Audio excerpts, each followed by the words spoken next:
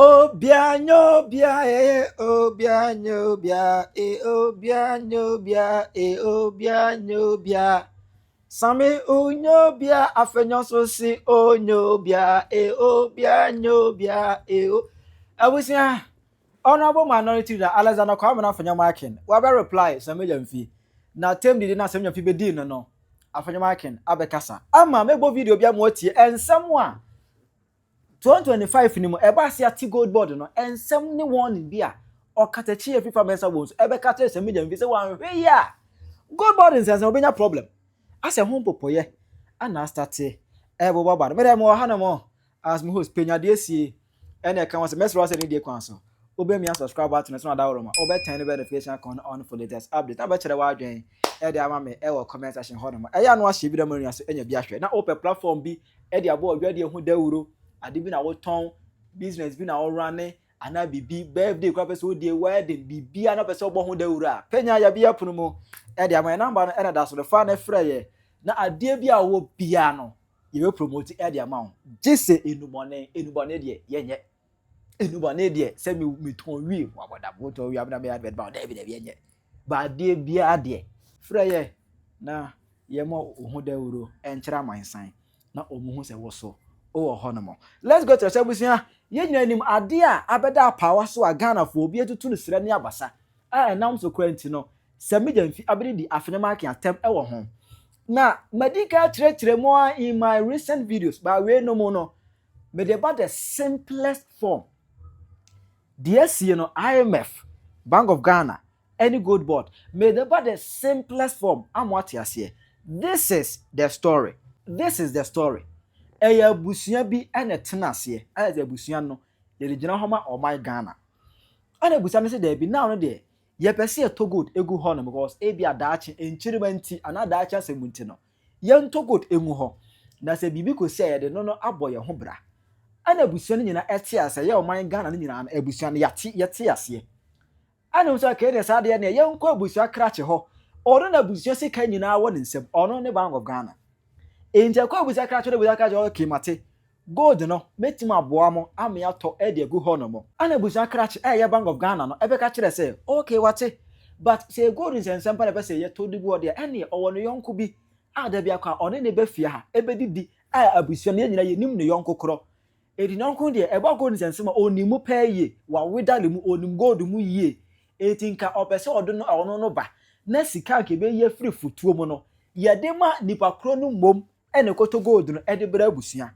ono ene Sammy Gyamfi ana abusia krache eye Bank of Ghana no ede Sammy Gyamfi abekere abusia se now no gold nsensem ni nyina de enipa semesi ene da no eti ono ana abusia ye sika na momo se memfa ngoto gold mra no se mo de mamia ono na me de be ma no ese ongoto gold no emfa mra ana abusia nyina yate asenti abusia krache ede Sammy Gyamfi ye gold expert abekere abusia ene abusia ye nyina ye ni age yate ase edina abegina abusia krache ye Bank of Ghana ene ne yonko gold expert Sammy Gyamfi omu mfimfi ana ba abusia de ye ni hwedi nyina achi se eka bia enkonkoba ana anokwa abusia krache ne yonko gold expert no wo sate adwadie no o start ma abusia ne nya sika ema na abusia ne ye bo na baso ema abusia panyini ato force nkura no ebe bo na baso o waya ade se uniemo na ode aba ema abusia ne nya sika egu ho no mo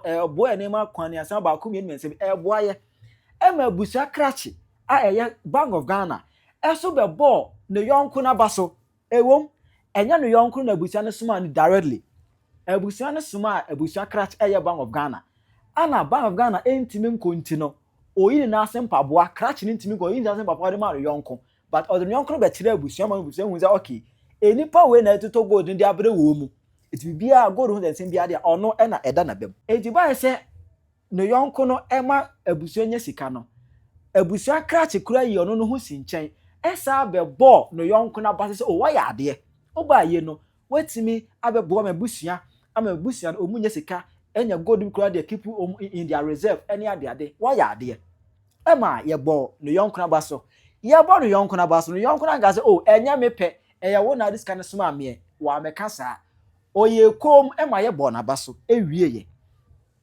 ana afi ne kwa awie ni mu no abusua se wo auditor general bi a ono no ofiri akwantuo mu ana afi bi akwa awie a na waba bebo nkonta na osakọ abusua kwa asetena no yonko no abusua krache yonko no omabi eye abusua krache no abusua panyin atoforsen ene abusua mpanimfo ni bi ene ne auditor general no ekotena se ekofa adwene enti auditor general ne bai no hu se da bi gold hu dwa na abusua na se ye di na ye di no 2025 no ya boka eka bia bam na eka abam no eye 1.7 billion dollars eye titiska no 220 trillion old Ghana cedis eka no enie ana auditor general do be na adwuma na oko ana abusua buafuo eja abusua bufuo we say o da bi abusua bo say ya boka edisi aboka dia enie abusua krache wo yonko na wo de ba ya wo ka onu na nim gold mu obetuma to gold ema ya boni bi ama no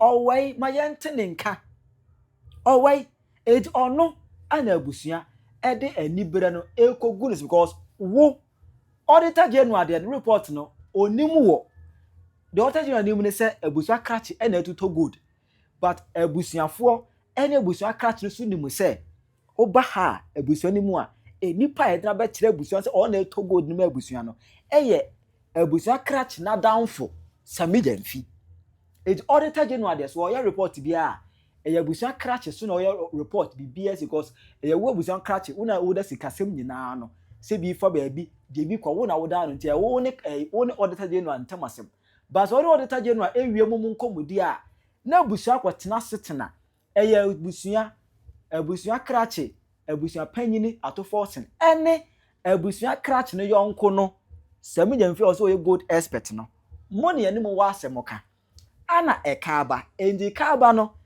ana ebusan so o Sammy Gyamfi a o ya ebusan krache eyonko o kai se abra na ne ma ekoye no ye de no nyam no nyina ma o so je pene ejeye eri bo de ekaba ni o ekaba we ya Sammy Gyamfi se enye ono a na ye ntimi fa sa so bo no emon efiri se abusua ansoma ono no Sammy Gyamfi abusua asoma o mo krache na eyo mo krache ni mum ena be soma no eje ntimi mbemu no. This is the scenario.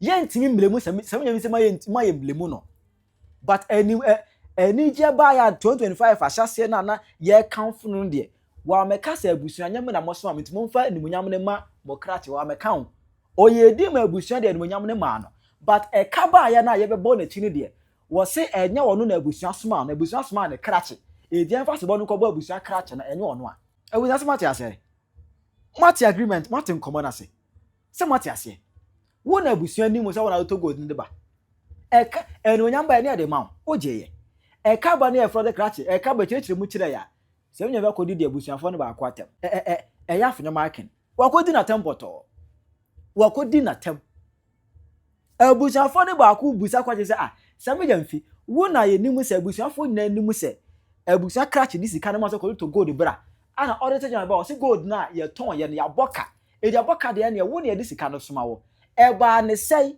be chire mu chire abusuafo ni ye a Sammy Gyamfi di akoko ode na koko ne koko bonne akodi abusua panyin ba akwatem ode ne koko bonne akodi na tem sade a ni se ye de ensa tene ne so se wono na ama Bank of Ghana wona ama abusua krache aboka enye wono a na ye abusua krache ankasa na aboneka miwa enye abusua krache su ne ko odwa ni mu ko to gold no ko ton ye eye ne yonko no a ode ne be chire abusua no Sammy Gyamfi mi emoni dine.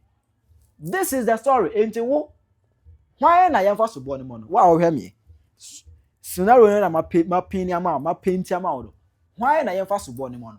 This is the story. Sammy Gyamfi buafu wa be Afenyo Markin atem ama Afenyo Markin aba reply no things. They were very specific. Yeah, I get your point. I'm making a similar point, whether it's correct. Bank of Ghana does many things. They do gold board, they support Ministry of Finance, they support many things. IMF comes to audit them and identifies a loss and says that this your loss, it is the gold board activity. Simply, that is plain and language. And gold board says that it's not me, it's Bank of Ghana. I got a surplus. That's where we are. So for us, if gold board has anything to say, it should direct it at IMF, not us. Because this is plain language. It's not it's not technical.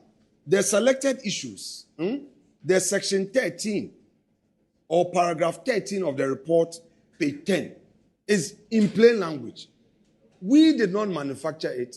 It is not the minority that is introducing gold board here.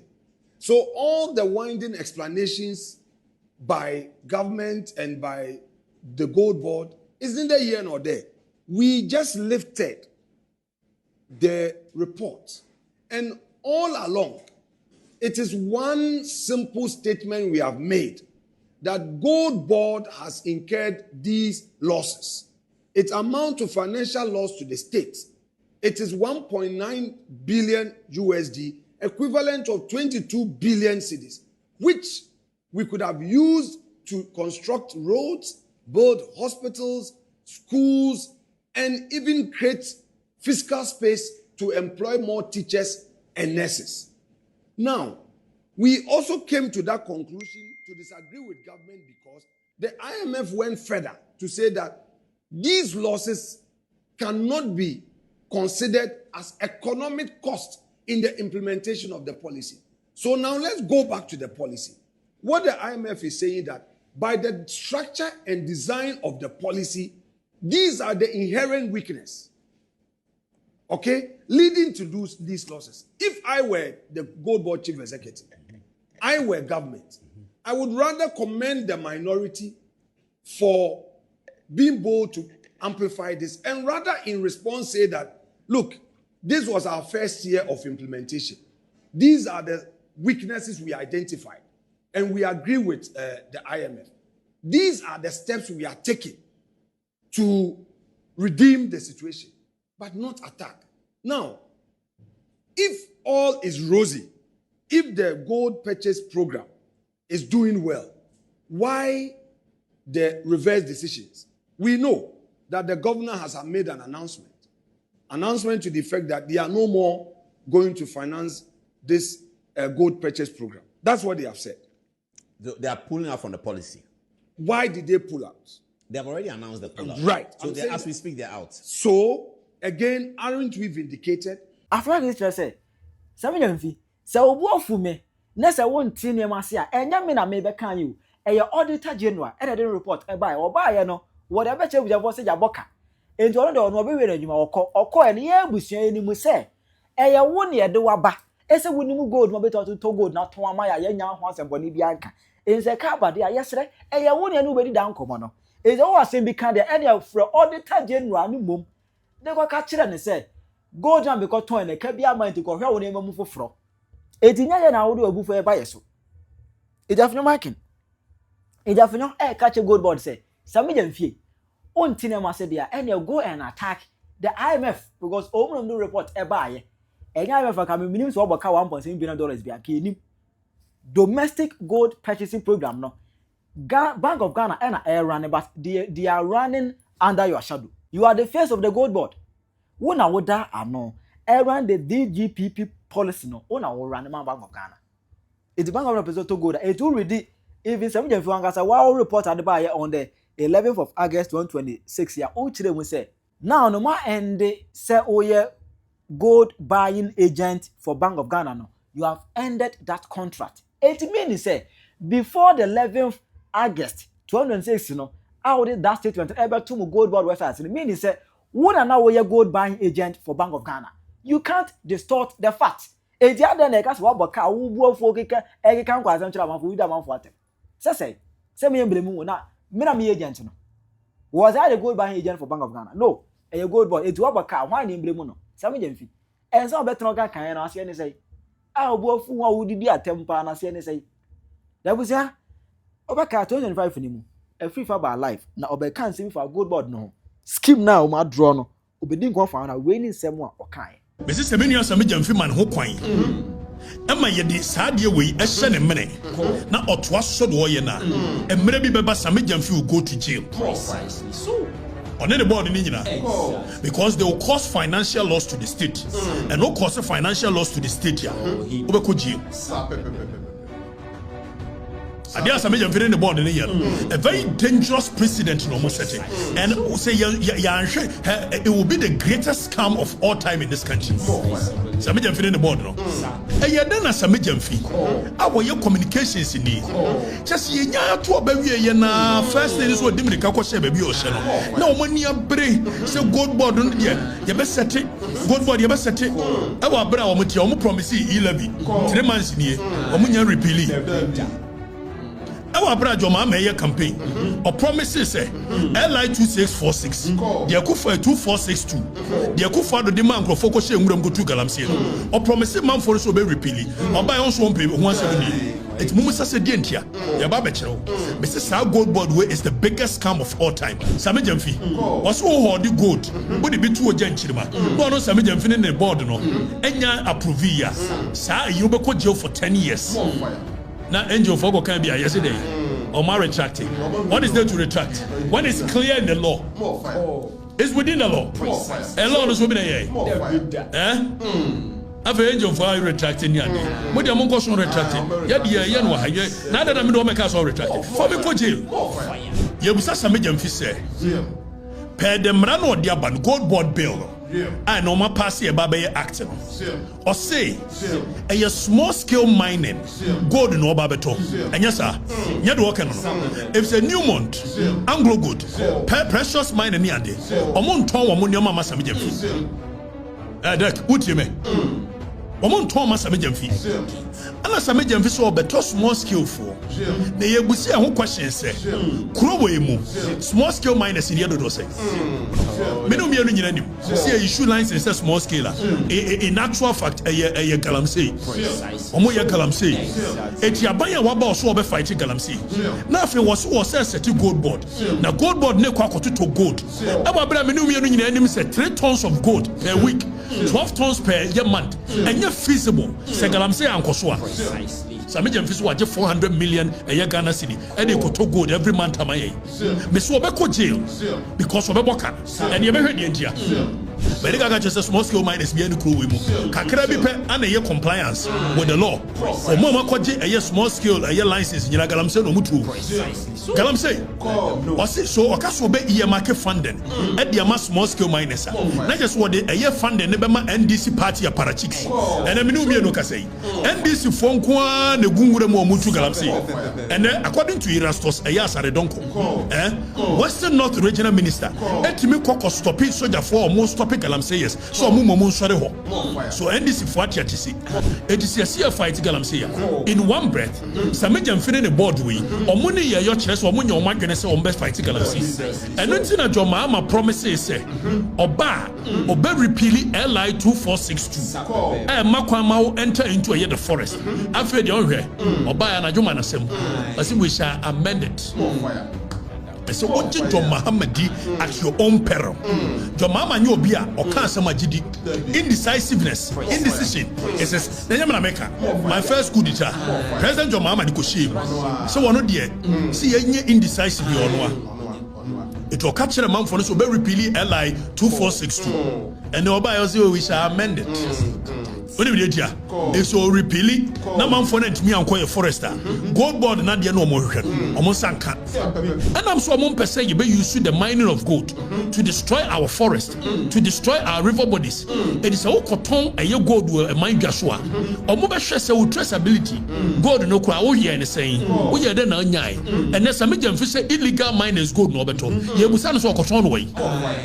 If it's a traceability report, no, so I won't trace gold in a free a small scale mining. I won't talk. What do you mean? It's about Kaya, time where yes, you're oil for good, no. Or man to me, I'm fat, yeah, gold now, you're free a small scale miners, one anqua man just direct. You compare intermediary a year Dubai. I don't know, your gold, no, we are compare oil, dear brain. Chenio.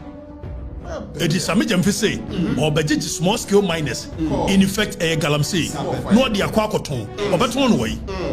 If the traceability report will show that these gold were acquired through a illegal means, and they won't buy. World Market, London Bullion Market Association, Organization of Economic Cooperation and Development, World Gold Council, and a Responsible Jewelry Council, they will not buy. It will say Sammy Gyamfi, or Cotton Gold no way, but Obwa, or more gold, no more the private jet as sa, or Mabe Jinata Markin, and yes, and what to wash your A person shall not engage in a business or related activity in the gold trading and the marketing industry in the country unless the person has been granted a license by the gold board. Etenes obey to godo unto godo Sammy Gyamfi license wa in effect obe license and this for nko a before mo kromo amudili in gold omambinya. That is what happens when there is a state-controlled market. And anything in 4 years, you can't see on a quack regulatory the prices of one year there. So any as you fight it as you play. Sammy Gyamfi said, so no more gold license. You said the air politics were my way. And people need bien over man license on go to good. And I'm not what I'm saying. Or say a person shall not engage in a business or related activity in the gold trading and marketing industry in this country unless the person has been granted license in the gold board by the gold board. Now, Yanko 2, or say for the purposes of subsection 1, a business or related activity in the gold trading and the market industry includes 1. Aggregation, buying, selling, assaying, exportation, importation, refining, processing, shipment. Now go fi yanko ya de so submit onioma e koma board no na se board na an grant license wo mo si any an grant license yes set up gold board tribunal it bra gold board tribunal na ba gold board tribunal na wo mbo so man na set wo tribunal. So it breaches even the principle of normal Judas in Casaso to be a judge in your own court, and 2 principles of a law, justice, and I say your friend be adi arterim pattern. See medical wonka and Sunday ye buating. I say no na chief justice yes a monitoring cancer mo buating. And another principle is normal Judas in Casaso. It means you cannot be a judge in your own court. And then Sammy Gyamfi and Marano, be set gold board tribunal. Now gold board tribunal. What the qua near do us some amount. After we are Sanya Oda for appeal. Young Congo ready 62 here. After Sammy Gyamfi in the month for the gold bono, and I'm so more cool mindset.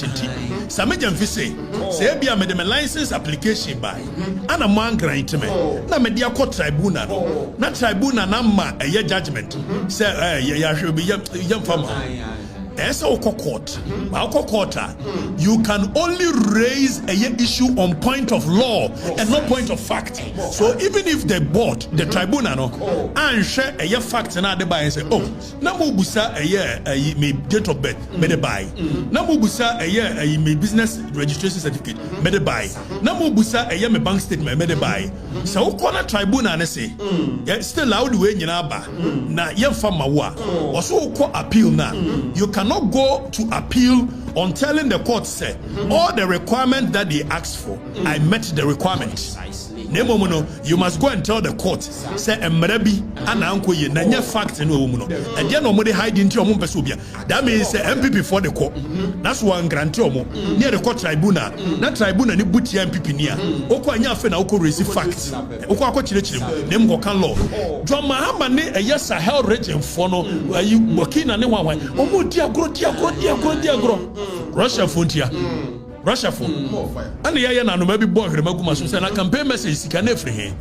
Campaign scan. If I hear buy, it no buy ye one more a year appointment. Ambassadors one more appointment. And so appointed Bevlola to so on this Sahel for daily.